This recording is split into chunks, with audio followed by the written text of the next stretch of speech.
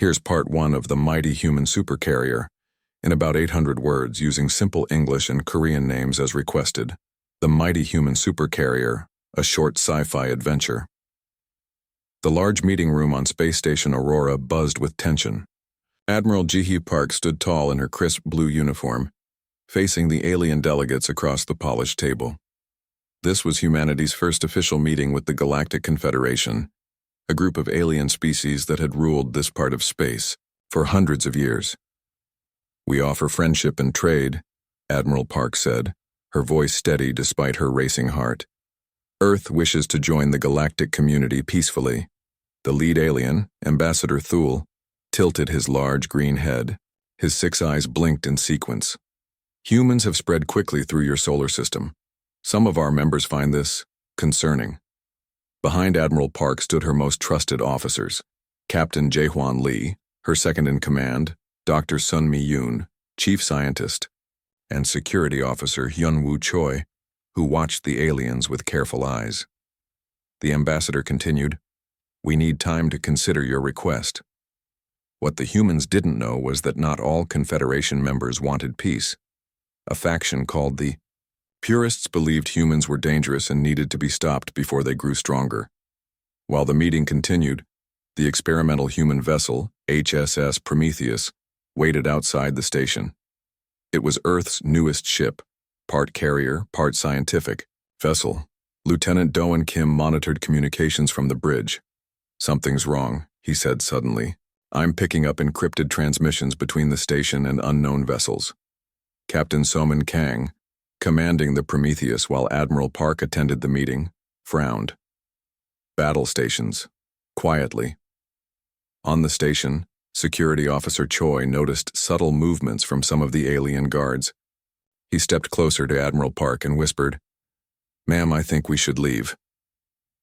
Before she could respond, the station lights flickered. Ambassador Thule's eyes widened in what seemed like surprise.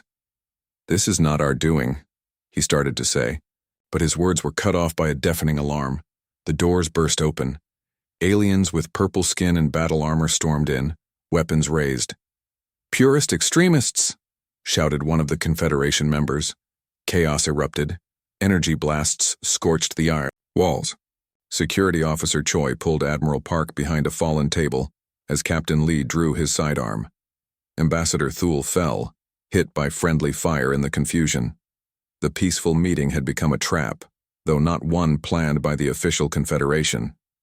"All Earth personnel, fall back to the docking bay," Admiral Park ordered through her comm device. On the Prometheus, Lieutenant Kim spotted the new ships appearing from behind the station's moon. "Captain, 5 hostile vessels approaching fast." Captain Kang's fingers flew over the command console. "Power up the Helios drive. Prepare to retrieve our people and run." Back on the station, Admiral Park's team fought their way through the corridors.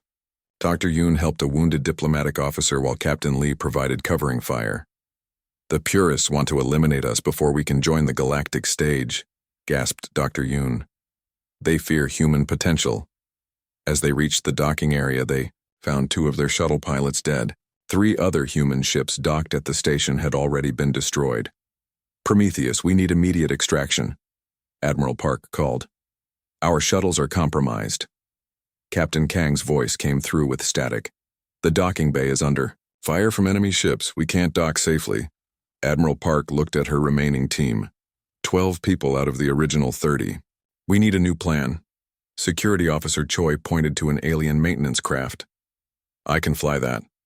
Across the station, explosions rocked the structure.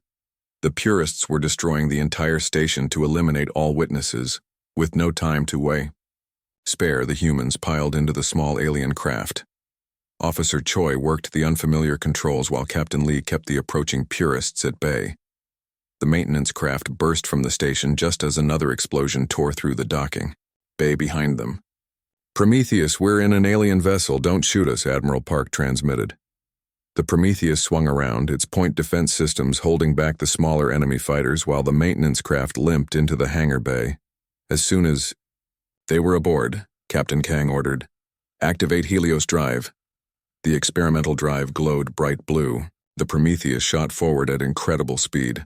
leaving the purest ships behind. In the medical bay, Admiral Park watched the station Aurora breaking apart on the view screen. Hundreds dead, including many Confederation members who had wanted peace. "They'll blame us for this," she said quietly. Dr. Yoon nodded. "And the purists will be heading to Earth next." Admiral Park stood straighter, despite her injuries. "Then, we have to warn Earth. And the Prometheus needs to become more than an exploration vessel." She looked around at her surviving team. "We're going to turn this ship into humanity's first supercarrier, and we're going to show the galaxy that humans should never be underestimated." As the Prometheus raced through space, carrying the only survivors of humanity's first contact, Earth remained unaware of the danger heading its way. The Prometheus streaked through space, its damaged hull still smoking from the battle. Admiral Ji-hee Park stood on the bridge, her face reflected in the view screen as stars blurred past. The ship carried Earth's only warning of the coming invasion. "Time to Earth?" she asked. Lieutenant Daewon Kim checked his console. 3 days. At current speed, Admiral. The Prometheus had escaped the destruction of Space Station Aurora, but 12 of their team had died. Now they raced home, knowing the alien purists would follow. "Status report," Park ordered. Chief Engineer Minji Kang stepped forward. "The main drive is holding, but we took damage to weapon systems and the fighter bays." Dr. Sunmi Yoon added, "I've analyzed the purist weapons. Their energy shields are unlike anything we've developed, but their tactics were predictable." Park nodded. "They think we're primitive. That will be their mistake." Across the galaxy, the purist commander Thraz addressed his council. 6 warships gathered around a holographic display of Earth. "The humans escaped with one vessel," Thraz said, "a scientific craft with minimal weapons. Our intelligence shows Earth has a small defense fleet with outdated technology." His second-in-command asked, "Should we send the full armada?" Thraz laughed. "No need. 6 ships will be enough to subjugate their planet. Their weapons can't penetrate our shields." What the purists didn't know was that humans had developed in different technological directions. While alien civilizations had perfected energy shields and plasma weapons, humans had focused on kinetic projectiles, advanced computers, and creative battle strategies. When the Prometheus reached Earth, Admiral Park was immediately taken to Global Defense Command. She stood before the 12 military leaders who represented Earth's United Nations. "The aliens who attacked us call themselves purists," she explained. "They believe we're a threat to their dominance and want to eliminate us before we grow stronger." General Junho Bai, Earth's defense coordinator, studied the data from Aurora. "How many ships are coming?" "Our scans detected 6 warships," Park replied, "but they're unlike anything in our fleet. Their shields repel energy weapons." Commander Tae-woo Han, head of weapons development, spoke up. "Energy weapons aren't our specialty anyway. Our mass drivers might have better results." Mass drivers were electromagnetic launchers that fired solid projectiles at incredible speeds, technology the aliens hadn't encountered. Park looked at the schematics of the Prometheus displayed on the wall screen. "With your permission, I want to refit the Prometheus, turn it from an exploration vessel into a carrier." "A carrier?" General Bay asked. "Yes. The Prometheus has space for 20 fighter craft, but not traditional fighters. I want to deploy something new." For the next 2 days, Earth's best engineers worked alongside the Prometheus crew. They installed mass driver turrets and launched a new type of fighter craft. Small, agile ships piloted by either humans or advanced AI systems. Chief Engineer Kang supervised as workers transformed the ship's scientific bays into fighter hangars. "The AI pilots can handle G-forces that would kill a human," she explained to Admiral Park. "They'll be able to make maneuvers no organic pilot could survive." Security Officer Hyun-woo Choi had been training pilot teams. "The human pilots work with the AI units. They're learning to think like each other." On the 3rd day, Earth's defense satellites detected the 6 purist warships entering the solar system. In the command center, General Bay turned to Admiral Park. "They'll reach Earth orbit in 12 hours. Our defense fleet is outnumbered and outgunned." "Not necessarily outgunned," Park replied. "And definitely not outsmarted." She outlined her plan. Instead of meeting the aliens in Earth orbit, the Prometheus and Earth's small defense fleet would intercept them at Saturn. The gas giant's rings would provide cover and a tactical advantage. As the retrofitted Prometheus prepared to depart, Admiral Park addressed her crew from the bridge. The aliens think we're primitive because our technology developed differently from theirs. They don't respect us. They don't fear us. She looked at each officer in turn. Today we teach them their mistake. Today we show them why humans should never be underestimated. The Prometheus, now bearing the markings of Earth's first supercarrier, left orbit with its newly installed weapons gleaming. Inside its hangars, 20 fighters waited, their pilots, both human and AI, ready for battle. As they headed toward Saturn, where the trap would be set, Lieutenant Kim reported. The enemy fleet is maintaining course toward Earth. They don't know we're coming. Admiral Park smiled grimly. Good. Surprise will be the first of many advantages they don't expect us to have. The Prometheus accelerated, leading Earth's defenders toward the coming battle, and a confrontation that would determine humanity's place in the galaxy. Saturn's rings glowed silver in the dim sunlight as the Prometheus arrived at the gas giant. The massive planet provided the perfect battlefield. Its complex ring system would disrupt alien sensors, and its powerful magnetic field could be turned into a weapon with the right technology. Admiral Ji-hee Park watched from the bridge as her small fleet took position among the icy particles of the rings. Earth had sent 5 additional warships to support the Prometheus, but they were still outnumbered by the 6 larger Purist vessels approaching from deep space. All ships in position, reported Lieutenant Dowan Kim from his station. The enemy will arrive in 20 minutes. Admiral Park turned to Commander Do-hyun Shin, her fighter squadron leader. Are your pilots ready? Commander Shin nodded. All 20 fighters prepared for launch. The human AI teams have run simulations based on the data from the Aurora attack. The plan was bold but dangerous. The Prometheus and the smaller Earth vessels would hide within Saturn's densest rings, using the ice and rock debris as cover. When the Purists arrived, the human fighters would launch a surprise attack while the capital ships used Saturn's magnetic field to disrupt alien sensors. Chief Engineer Minji Kang had modified the fighters with a special coating that absorbed sensor signals. They'll be practically invisible until they're right on top of the enemy, she explained. The bridge fell silent as the Purist fleet appeared, their ships sleek and menacing against the blackness of space. Their commander, Thraz, was confident after easily destroying 3 human vessels at Aurora Station. There's no sign of the humans, Thraz told his officers. Our intelligence indicates they're gathering their fleet at Earth. These primitives are predictable. One of his officers pointed at Saturn. Should we scan the rings? They could be hiding. Thraz laughed. Their technology isn't sophisticated enough for that strategy. Continue toward Earth. As the Purist ships passed Saturn's orbit, Admiral Park gave the order. Launch fighters, execute Plan Thunder. 20 fighters shot from the Prometheus's launch bays, accelerating to attack speed in seconds.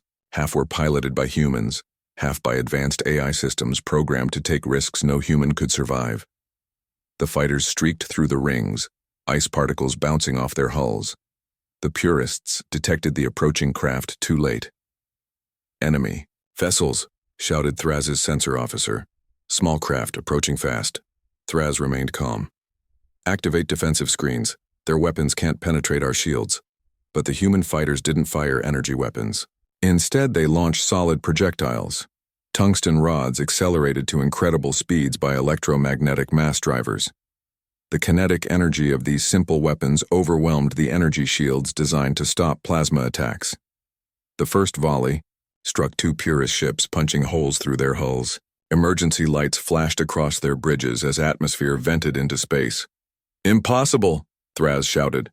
Target those fighters and destroy them. The Purist ships fired back, energy beams slicing through space. The human pilots executed evasive maneuvers while the AI-controlled fighters performed impossible turns, pulling G-forces that would kill any organic pilot. Meanwhile, Engineer Kang activated the Prometheus's secret weapon. The ship had been equipped with electromagnetic field generators that, when combined with Saturn's natural magnetosphere, created localized magnetic storms. The purest ship's systems began to fail as their sensitive electronics struggled against the magnetic interference. Their targeting computers showed ghostly images of ships that weren't there, while real threats remained invisible. "They're using the planet against us," realized Thraz's science officer. "These humans understand Saturn's magnetic field better than we do." Commander Shin led his fighter squadron in another attack run. "Target their propulsion systems," he ordered. "Make them sit still for our capital ships." The Earth warships emerged from the rings, firing their main mass drivers. Giant projectiles struck the disabled Purist vessels with devastating accuracy. On the Prometheus bridge, Admiral Park watched the battle unfold. "They expected us to fight like them," she said quietly. "That's why they're losing." 2 Purist ships were already crippled, unable to maneuver as their engines failed. A third exploded as a critical system was breached. The remaining 3, including Thraz's command ship, tried to regroup. "Retreat," Thraz ordered. "We need reinforcements." But the human fleet had positioned itself to cut off their escape route. The fighters harassed the alien vessels from all sides while the Earth warships closed in, firing continuously. As the battle reached its peak, Admiral Park knew they had achieved the impossible. Humanity's first victory against a technologically superior opponent. The underestimated species had proven its worth among the stars. The battle near Saturn had turned in humanity's favor, but victory wasn't secure. 3 Purist ships were disabled, but the remaining 3, including Commander Thraz's flagship, fought fiercely. The human fleet had suffered losses too. 2 Earth warships were destroyed, and a third was severely damaged. On the Prometheus, warning lights flashed as the ship shuddered from another hit. "Direct hit to decks 3 through 5, reported Lieutenant Doan Kim. "We've lost the starboard mass driver array." Admiral Ji-hee Park gripped the command rail. "Casualties?" 17 confirmed dead. "Medical bay is at capacity," Security Officer Hyun-woo Choi answered grimly. The bridge crew worked frantically as the ship took another hit. Chief Engineer Min-ji Kang's voice came through the comm system, filled with static. "Admiral, our main power grid is failing. The shield generators can't take much more." Park studied the tactical display. Their fighters were still harassing the enemy, but the Purist flagship was focusing its firepower on the Prometheus. They had recognized the carrier as the command vessel. "They're targeting us specifically now," Park observed. "They've adapted to our tactics faster than expected," Commander Do-hyun Shin reported from the fighter control station. "We've lost 6 fighters. The rest are running low on ammunition." Park knew they needed something unexpected, something the Purists couldn't predict. Her eyes fell on the ship schematics, focusing on the experimental Helios fusion drive. "Engineer Kang, can the Helios drive be modified to create a controlled energy pulse?" There was a pause before Kang replied. "It's possible, but extremely dangerous. We'd essentially be creating a miniature solar flare." "Would it disable enemy systems without destroying their ships?" "Yes, if we can control the pulse direction and intensity, but we'd have to get close, within 2 kilometers of the target." Park made her decision. "Prepare the Prometheus Gambit. All hands, prepare for close quarters maneuver." The bridge crew looked at her with shock. The Gambit had been a theoretical last resort tactic never tested in actual combat. Park opened a channel to the remaining Earth vessels. "This is Admiral Park. The Prometheus will engage the enemy flagship directly. When we give the signal, withdraw to minimum safe distance." She turned to Lieutenant Kim. "Set course directly for the Purist flagship. Make it look like we're attempting a ramming maneuver." On the Purist flagship, Commander Thraz watched the Prometheus changing course. "The human vessel is approaching rapidly," his tactical officer reported. "They appear to be on a collision course." Thraz's 6 eyes widened. "They're attempting suicide? These humans are more primitive than I thought. Should we withdraw?" asked his second-in-command. "No. Maintain position and increase forward firepower. They'll break off their attack." In the engineering section of the Prometheus, Chief Engineer Kang worked frantically with her team, rerouting power systems and modifying the Helios drive. "We'll only get one chance at this," she told Admiral Park through the comm. "The drive We'll need to rebuild afterward. The Prometheus accelerated toward the Purist flagship, taking hit after hit. Its remaining weapons fired continuously, keeping the aliens focused on defense. Distance to target? Park asked. 5 kilometers and closing, Lieutenant Kim replied. Their weapons are fully focused on us now. Park opened a ship-wide channel. All hands secure for impact. This is not a drill.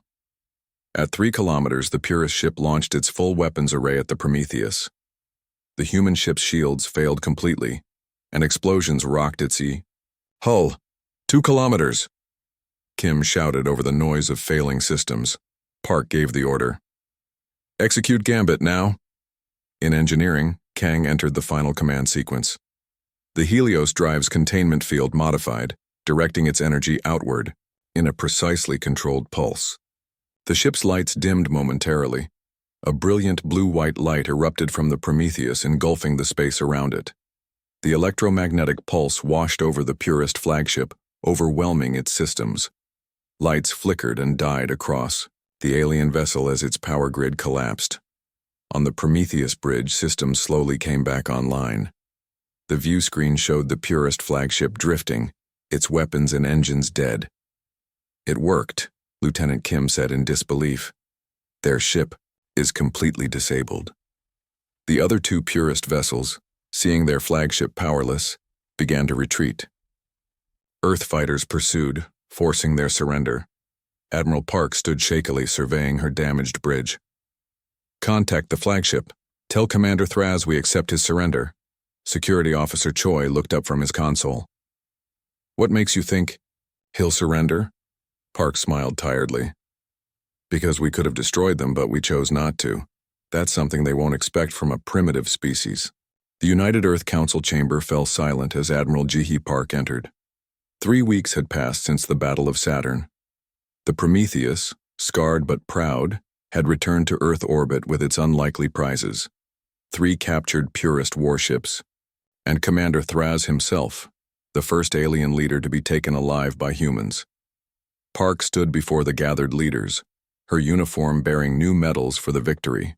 Security Officer Tae-Woo Lee stood beside her, having emerged as a skilled negotiator during the tense talks with the captured Purists. The Galactic Confederation has sent representatives, Park announced. They're currently in orbit aboard the diplomatic vessel Aurora 2. They wish to discuss a formal alliance with Earth. Council Chairwoman Ji-Yu Kang leaned forward. An alliance? Just weeks ago they tried to destroy us. Not all of them, Park clarified. The Purists were a faction within the Confederation. Many other species opposed the attack. When news spread of how we defeated the Purist fleet without destroying it, how we showed restraint when we could have annihilated them, opinions changed. Security Officer Lee added, Commander Thraz has been surprisingly cooperative. He admitted, the Purists attacked because they feared us, not as we are now, but what we might become. The council chamber doors opened, admitting 3 alien figures. Unlike the aggressive Purists, these representatives moved with graceful dignity. The lead alien, Ambassador Nal, stepped forward. His crystalline skin reflected the room's light. The Confederation extends its deepest apologies for the actions of the Purist faction, he said, his translator converting his musical language to human speech. We have come to make amends, and to invite humanity to join our alliance of worlds. Chairwoman Kang looked skeptical. Why should we trust you now? Ambassador Nal turned to Admiral Park. Because your people have proven themselves worthy in ways we did not expect. You fought when necessary, but showed mercy when victorious. The Prometheus Gambit has become legendary among our worlds. The meeting continued for hours as details were discussed. The Confederation offered technology and knowledge in exchange for human innovations in computing, adaptive tactics, and mass driver weapons, developments that had evolved differently in their civilizations. Later that day, Admiral Park stood in the observation deck of the orbital station, looking down at Earth. Security Officer Lee joined her. What happens now? He asked. Now humanity takes its place on the galactic stage, she replied. Not as conquerors, not as subjects, but as equals. Below them, Earth shimmered blue and green. News of the alien alliance was spreading globally, uniting humanity as never before. 1 month later, the Prometheus departed Earth orbit, repaired and upgraded with a combination of human and alien technology. Admiral Park stood on the bridge, now commanding not just a ship but the flagship of the newly formed human expeditionary fleet. "Course, Admiral," Lieutenant Kim asked from the helm. "The Andromeda sector," Park replied. "The Confederation Council is meeting there, and Earth has been granted a seat." The bridge crew worked at their stations, many accompanied by alien specialists who had volunteered to serve on the human vessel. The integration hadn't been without challenges, but each species brought unique perspectives and skills. Engineer Minji Kang entered the bridge with an alien engineer beside her. "The new drive system is operating at 120% efficiency," she reported proudly. "Our alien friends are quick learners." Commander Do-hyun Shin added, "And the fighter pilots from 3 different species are training together. They're developing tactics that neither of us would have created alone." As the Prometheus prepared to jump to faster than light speed, a message came through from Earth. It was Chairwoman Kang. "Admiral Park, before you depart, I wanted to share some news.